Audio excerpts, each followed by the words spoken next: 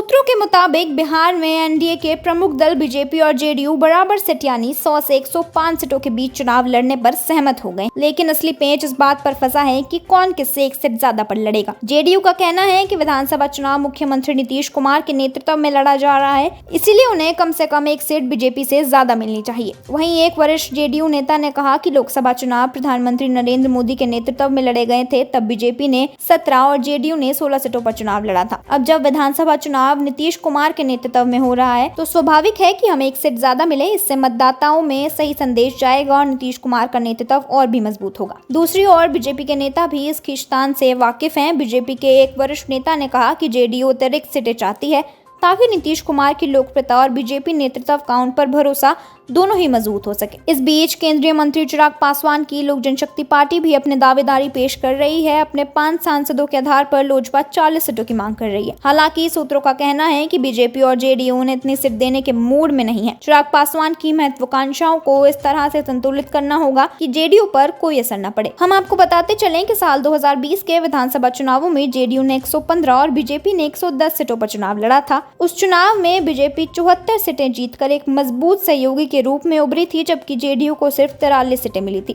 NDA सूत्रों के मुताबिक सीट शेयरिंग पर अंतिम चर्चा अगले हफ्ते होने की संभावना है, जब गठबंधन के सांसद और वरिष्ठ नेता 9 सितंबर को उपराष्ट्रपति चुनाव से संबंधित परीक्षण शिविर में हिस्सा लेने के लिए दिल्ली में होंगे। इस दौरान बीजेपी के शीर्ष नेता इस मुद्दे पर अंतिम मुहर लगा सकते हैं। अब देखना यह है कि क्या बीजेपी और जेडीयू के बीच बड़ा भाई बनने की यह लड़ाई सुलझ पाती है या फिर एनडीए में सीटों का गणित और उलझता है। हमारी नजर इस पर बनी रहेगी।